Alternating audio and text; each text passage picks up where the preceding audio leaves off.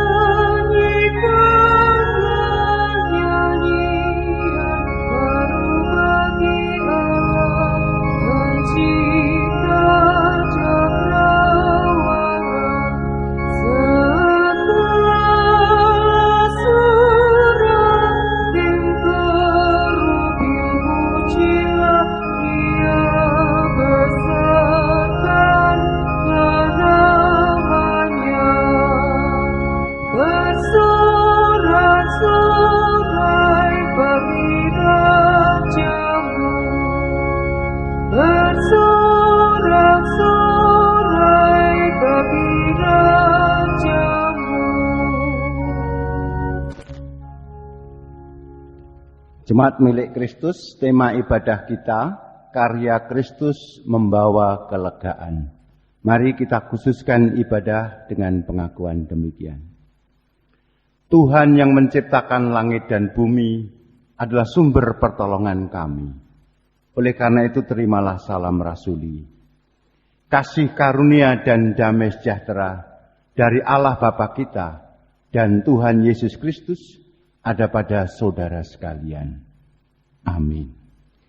Dipersilahkan duduk. Mari kita bersama-sama menyanyikan pelengkap Kidung Jemaat nomor 27 bait yang ketiga sebagai wujud rasa syukur kita. Nyanyikan nyanyian baru.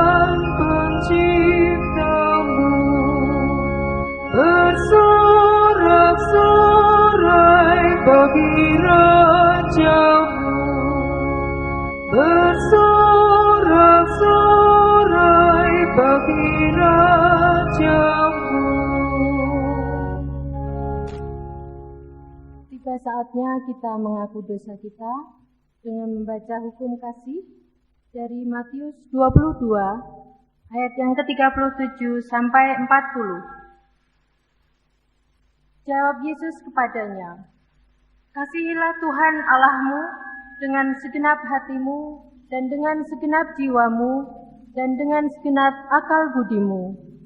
Itulah hukum yang terutama dan yang pertama.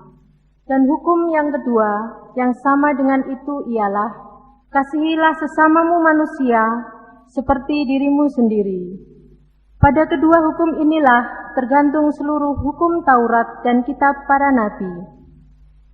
Sebagai nyanyian penyesalan, kita pujikan pelengkap Kidung Jemaat 43, Tuhan kami berlumuran dosa. Dosa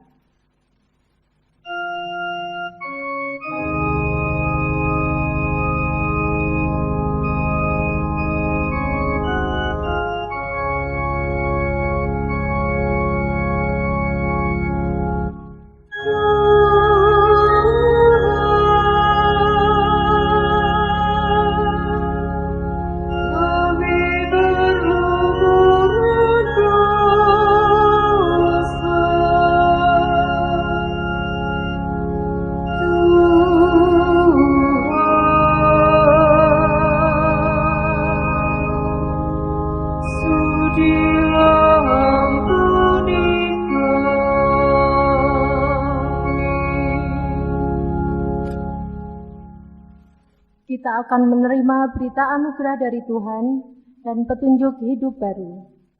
Berita anugerah terambil dari Kejadian 24, ayat yang ke-34 sampai dengan 38, disambung 42 sampai 49, dan 58 sampai 67.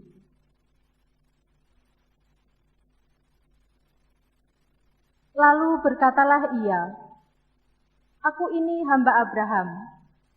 Tuhan sangat memberkati tuanku itu, sehingga ia telah menjadi kaya. Tuhan telah memberikan kepadanya kambing domba dan lembu sapi, emas dan perak, budak laki-laki dan perempuan, unta dan keledai.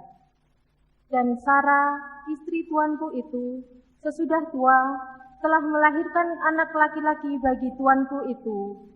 Kepada anaknya itu telah diberikan tuanku segala harta miliknya. Tuanku itu telah mengambil sumpahku. Engkau tidak akan mengambil untuk anakku seorang istri dari antara perempuan Kanaan yang negerinya kudiami ini. Tetapi engkau harus pergi ke rumah ayahku dan kepada kaumku untuk mengambil seorang istri bagi anakku. Dan hari ini aku sampai ke mata air tadi, lalu kataku, Tuhan, Allah tuanku Abraham, sudilah kiranya engkau membuat berhasil perjalanan yang kutempuh ini. Di sini aku berdiri di dekat mata air ini, kiranya terjadi begini. Apabila seorang gadis datang keluar untuk menimba air, dan aku berkata kepadanya, tolong berikan aku minum air sedikit dari buyungmu itu, dan ia menjawab, minumlah, dan untuk unta-untamu juga akan kutimba air. Dialah kiranya istri yang telah Tuhan tentukan bagi anak tuanku ini. Belum lagi aku habis berkata dalam hatiku, Ribka telah datang membawa buyung di atas bahunya, dan turun ke mata air itu, lalu menimba air. Kataku kepadanya, tolong berikan aku minum.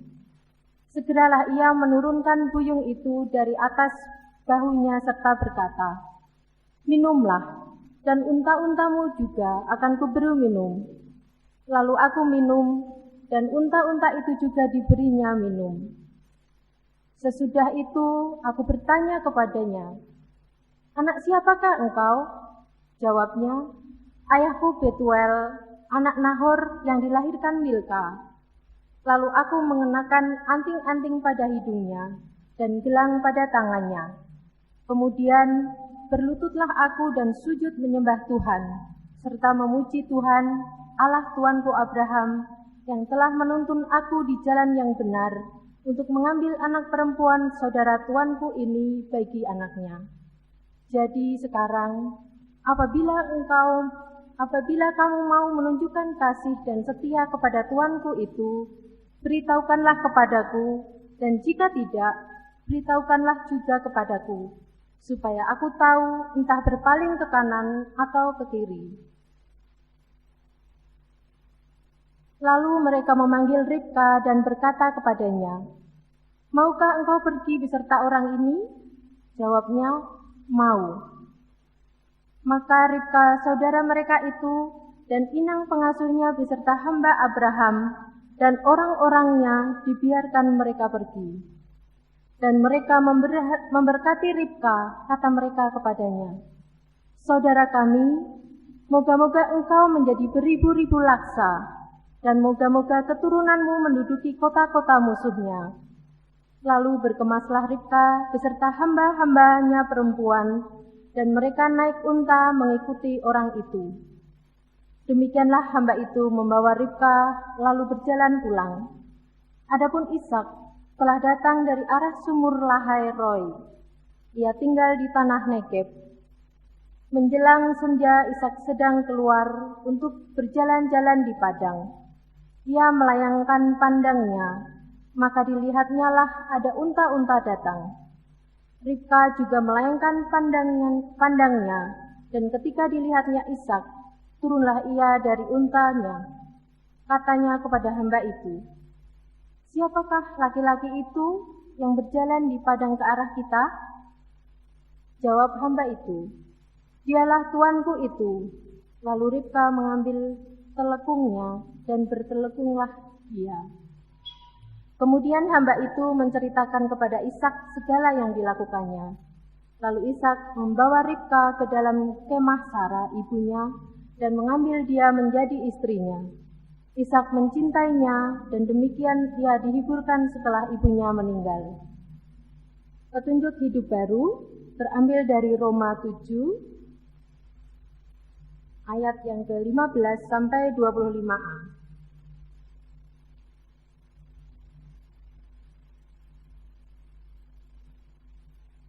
Roma 7 ayat yang ke-15 sampai 25a. Sebab apa yang aku perbuat, aku tidak tahu. Karena bukan apa yang aku kehendaki yang aku perbuat, tetapi yang aku benci, itulah yang aku perbuat. Jadi, jika aku berbuat apa yang tidak aku kehendaki, aku menyetujui bahwa hukum Taurat itu baik. Kalau demikian, bukan aku lagi yang memperbuatnya, tetapi dosa yang ada di dalam aku. Sebab aku tahu bahwa di dalam aku, yaitu di dalam aku sebagai manusia, tidak ada sesuatu yang baik. Sebab kehendak memang ada di dalam aku, tetapi bukan hal berbuat apa yang baik. Sebab bukan apa yang aku kehendaki, yaitu yang baik, yang aku perbuat, melainkan apa yang tidak aku kehendaki, yaitu yang jahat, yang aku perbuat. Jadi, jika aku berbuat apa yang tidak aku kehendaki, maka bukan lagi aku memperbuatnya, tetapi dosa yang diam di dalam aku. Demikianlah aku dapati hukum ini. Jika aku menghendaki berbuat apa yang baik, yang jahat itu ada padaku. Sebab di dalam batinku aku suka akan hukum Allah, tetapi di dalam anggota-anggota tubuhku aku melihat hukum lain yang berjuang melawan hukum akal budiku dan membuat aku menjadi tawanan hukum dosa yang ada di dalam anggota-anggota tubuhku. Aku manusia celaka. Siapakah yang akan melepaskan aku dari tubuh maut ini? Syukur kepada Allah. Marilah kita sanggupi berita anugerah dan petunjuk hidup baru dengan mengujikan Kidung Jemaat 439, Bila Topan Keras Melanda.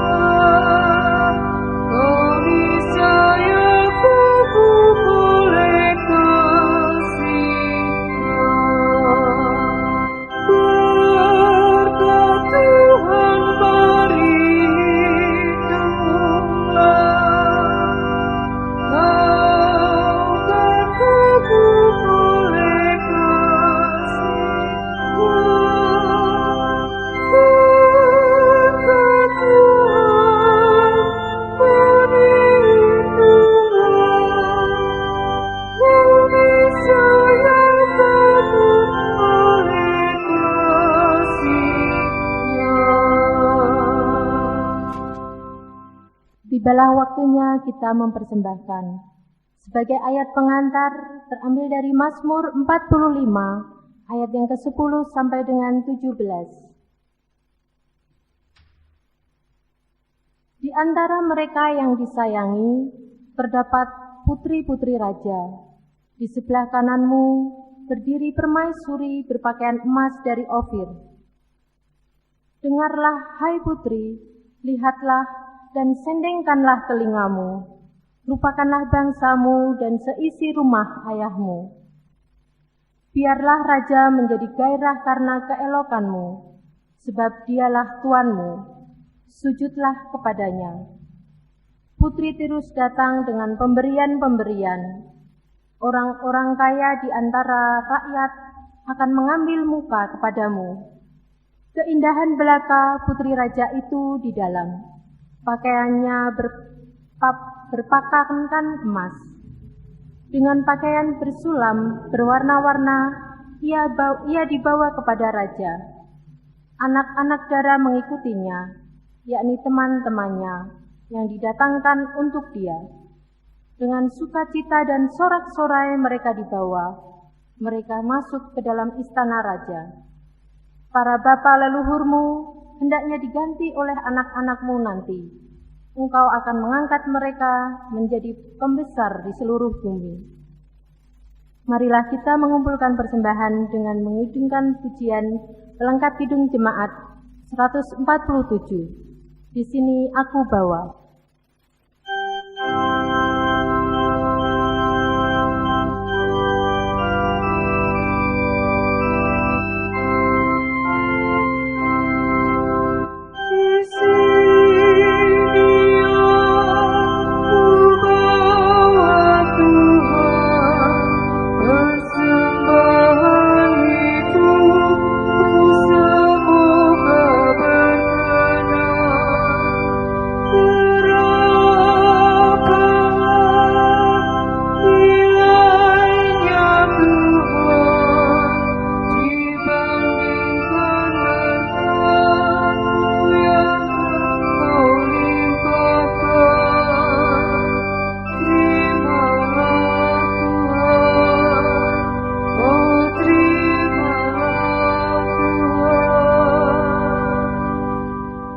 Jemaat diundang bangkit berdiri, kita berdoa untuk persembahan.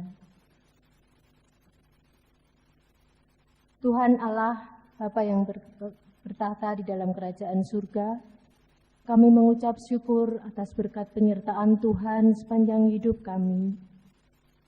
Tak henti-hentinya kami bersyukur atas anugerah yang telah Tuhan limpahkan di dalam kehidupan kami, di dalam setiap pekerjaan yang Tuhan berikan kepada kami. Dan pada pagi hari ini Tuhan, kami mempersembahkan sebagian dari berkat-Mu yang begitu luar biasa melimpah. Terimalah Tuhan, sucikanlah persembahan ini, sehingga boleh menjadi sarana kerajaan-Mu di dunia ini semakin lebar. Kami juga berdoa bagi saudara kami yang mengelola persembahan. Tuhan, tolonglah beliau untuk terus takut akan Engkau dan boleh melakukan tugas tanggung jawabnya dengan sebaik mungkin. Bapa di dalam surga, sebentar kami juga akan mendengar sabda-Mu. Berfirmanlah Tuhan, biarlah Engkau sendiri yang mengurapi hati kami, sehingga kami mampu mendengar dan menerima firman-Mu, dan bahkan melakukan di dalam kehidupan kami. Dan jika di dalam kami mengaturkan persembahan terselip dosa pelanggaran kami mohon ampun. Terima kasih Tuhan Yesus. Haleluya. Amin. Jemaat disilahkan duduk kembali. Bapak Ibu yang terkasih, bacaan Injil kita terima melalui kesaksian Injil Matius pasal 11 ayat 16 sampai 19. Disambung ayat 25 sampai 30. Injil Matius pasal 11 ayat 16 sampai 19, disambung ayat 25 sampai dengan 30. Dengan apakah akan kuumpamakan angkatan ini? Mereka itu seumpama anak-anak yang duduk di pasar dan berseru kepada teman-temannya, kami meniup seruling bagimu, tetapi kamu tidak menari. Kami menyanyikan kidung duka, tetapi kamu tidak berkabung. Karena Yohanes datang, ia tidak makan dan tidak minum. Dan mereka berkata, ia kerasukan setan. Kemudian anak manusia datang, ia makan dan minum. Dan mereka berkata, "Lihatlah, ia seorang pelahap dan peminum, sahabat pemungut cukai dan orang berdosa." Tetapi hikmat Allah dibenarkan oleh perbuatannya. Ayat 25 sampai dengan 30. Pada waktu itu berkatalah Yesus, "Aku bersyukur kepadamu Bapa, Tuhan langit dan bumi, karena semuanya itu Engkau sembunyikan bagi orang bijak dan orang pandai, tetapi Engkau nyatakan kepada orang kecil. Ya Bapa, itulah yang berkenan kepadamu.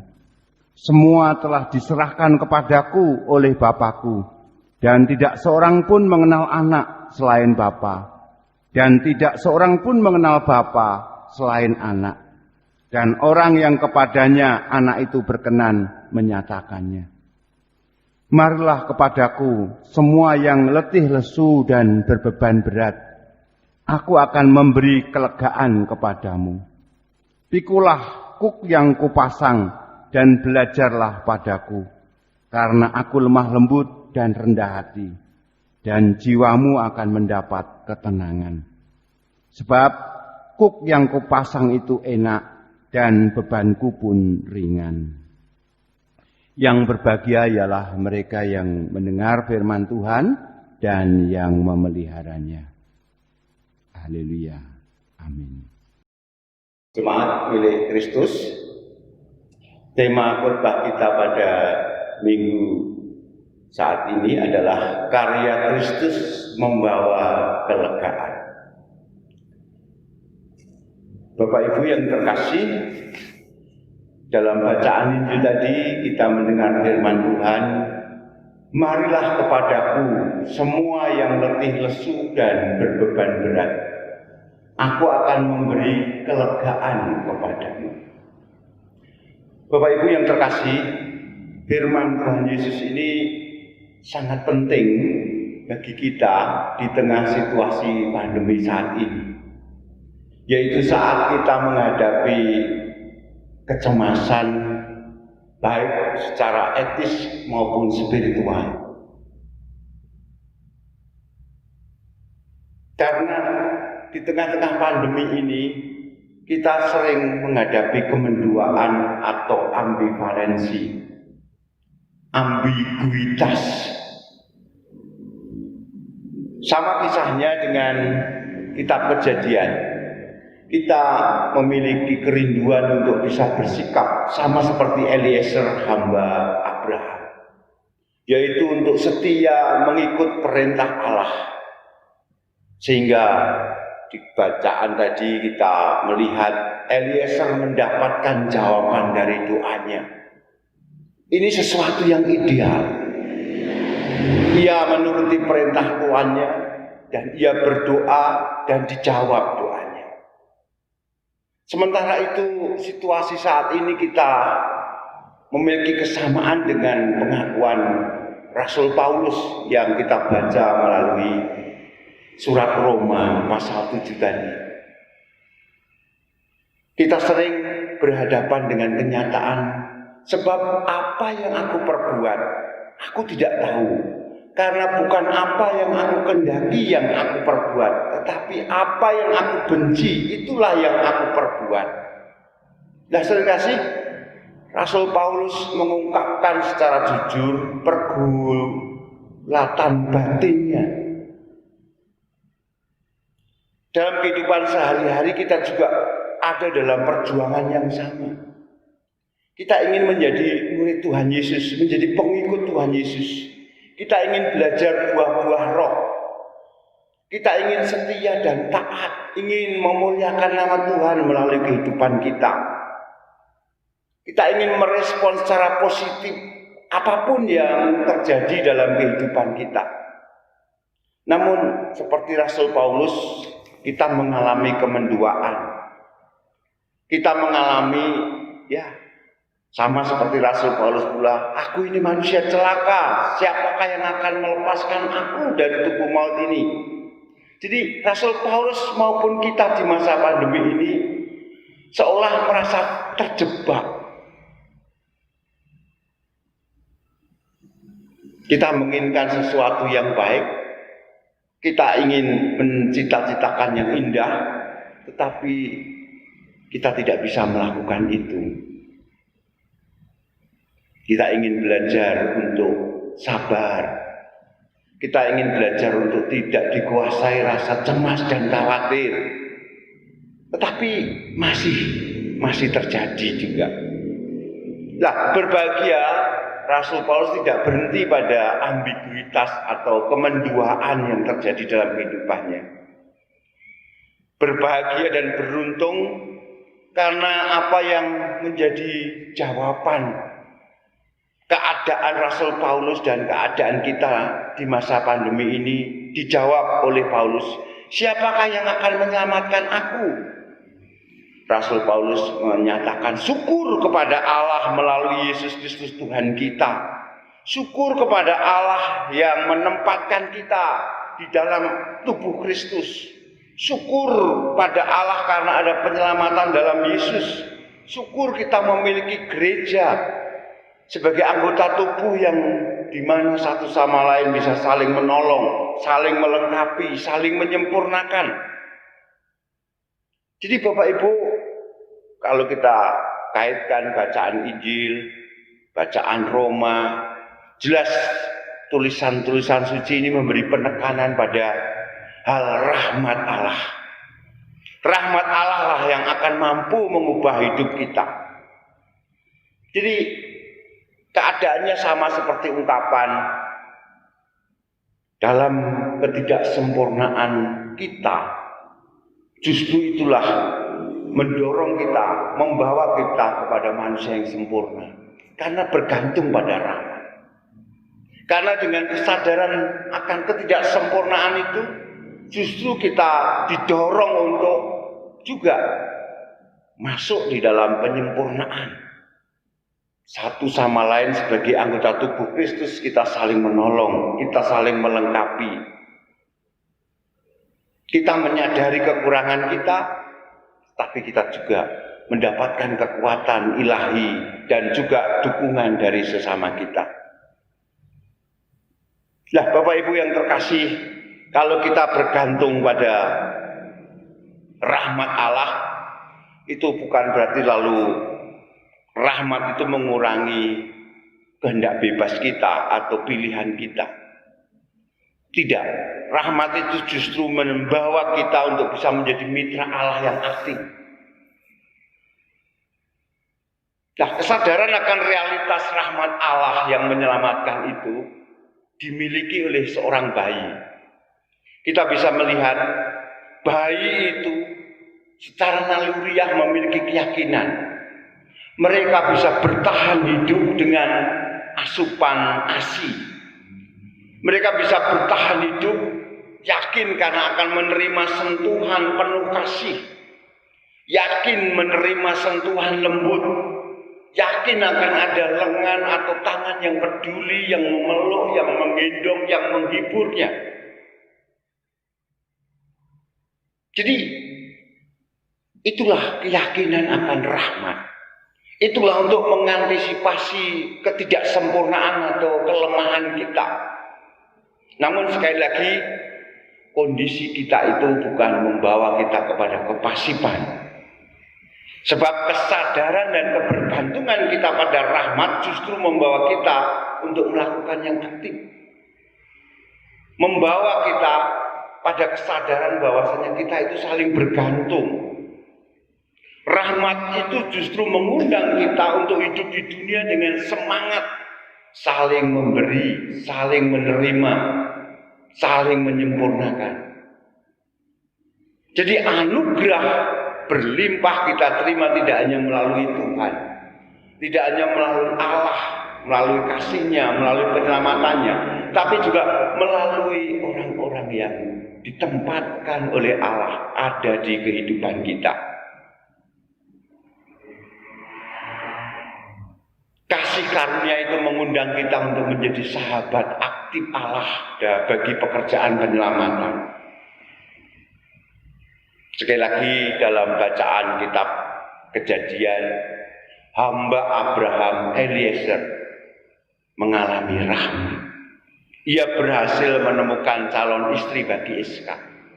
Di tengah doanya, Ribkah muncul. Ribkah menjadi jawaban. Itu karena Eliezer bergantung, mengandalkan rahmat Allah. Jadi kalau kita berdoa, tidaklah seperti Eliezer, terbuka pada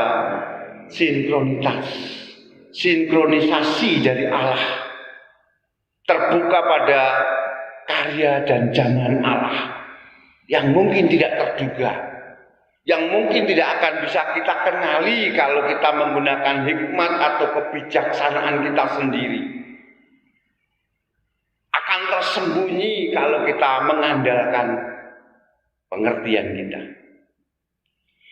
Sekali lagi Bapak Ibu, bacaan perikop mencerminkan pengalaman sehari-hari kita sebagai manusia yang dapat berbuat salah.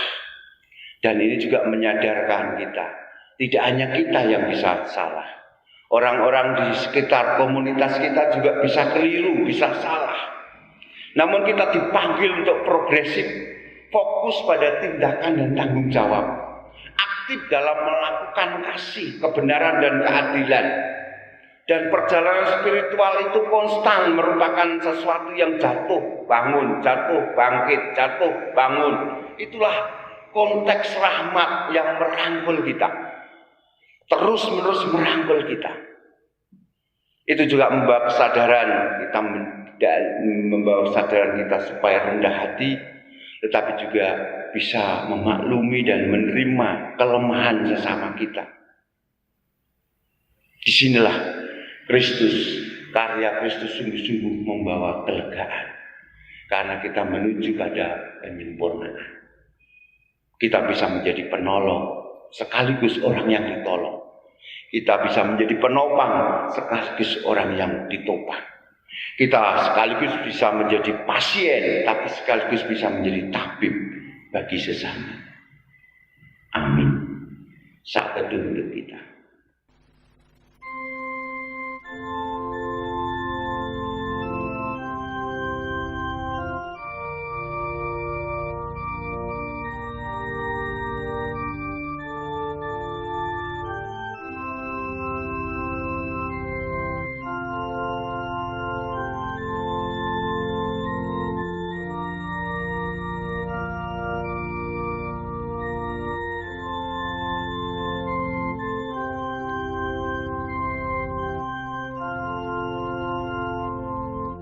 Kita berdoa sebagaimana yang diajarkan oleh Tuhan Yesus. Kita berdoa doa Bapa kami. Bapa kami yang di surga, dikuduskanlah namamu. Datanglah kerajaanmu. Jadilah kehendak-Mu di bumi seperti di surga. Berikanlah kami pada hari ini makanan kami yang secukupnya. Dan ampunilah kami akan kesalahan kami. Seperti kami juga mengampuni orang yang bersalah kepada kami. Dan janganlah membawa kami ke dalam pencobaan, tetapi lepaskanlah kami daripada yang jahat. Karena Engkaulah yang punya kerajaan dan kuasa dan kemuliaan sampai selama-lamanya. Amin. Jemaat kami undang untuk bangkit berdiri, mari kita respon firman Tuhan tadi dengan Kidung Jemaat 344.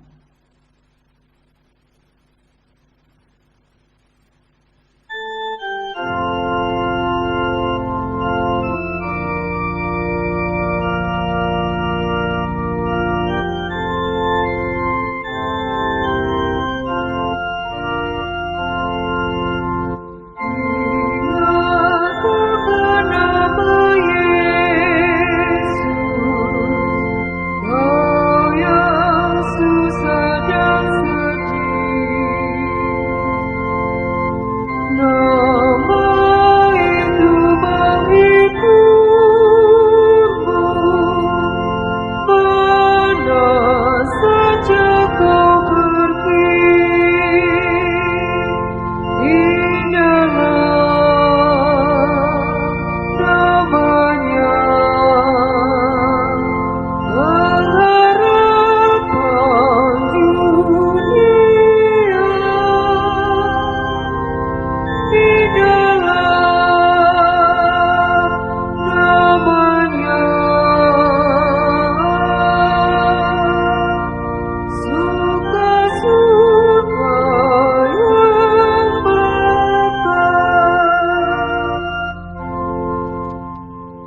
tetap bangkit berdiri, marilah kita mengaku iman rasuli bersama-sama.